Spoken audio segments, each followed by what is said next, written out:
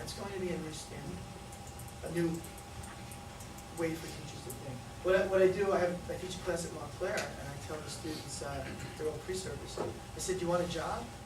Then go to the Common Core standards and learn them for the grade level you want to teach, and for the grade level before and after.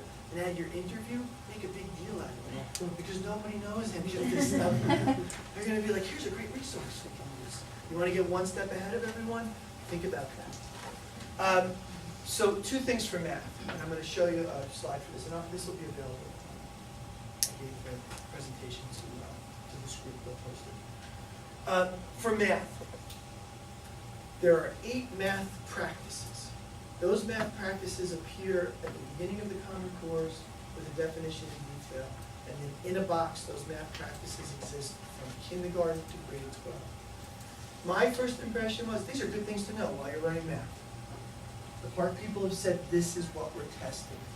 This is what we're testing. The questions will be about how your students can show that they understand these 8 math practices for their grade level. So we'll take a look at that.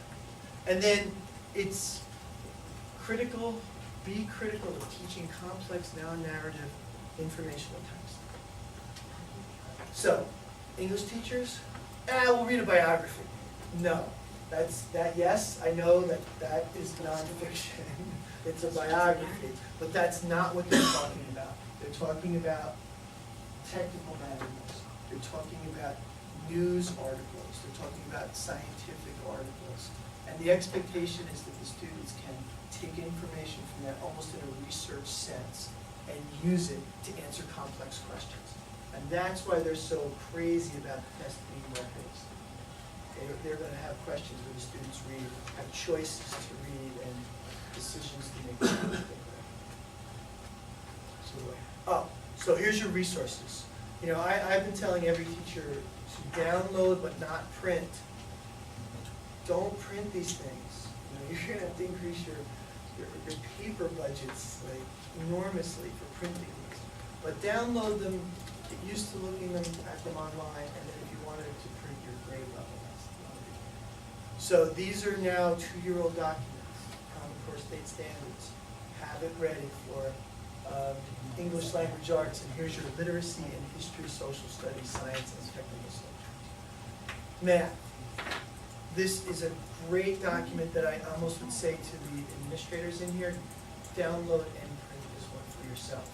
The appendix has great examples of the type of learning experience students need to have. Now, if they put that there, that's not going to be on the test.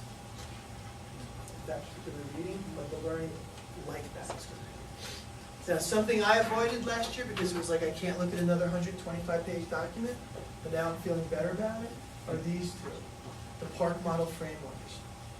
And I'll show you my last slide that has all the websites to find these things very easily. There's a model content framework for math and for English.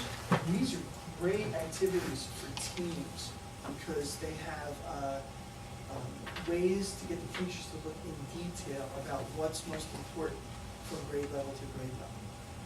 And Park keeps saying now, we're not saying one thing's more important than another. But like, yeah, you are. You're totally saying one thing's more important.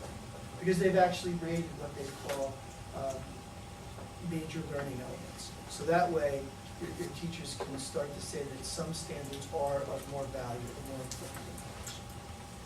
So these guys are good to have. I just put this up here because I'm a 7th grade teacher. Here's my standards for reading RI, reading informational text.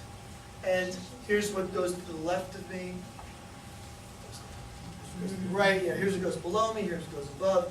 And just it's laid out that way, but I tend to talk about this later because if you sit down with your whole staff in this giant document, they just freak out. You see people spreading, having anxiety attacks, and it's too much. In the standards, look at what they did though. Write arguments to support claims with clear reasons and relevant evidence.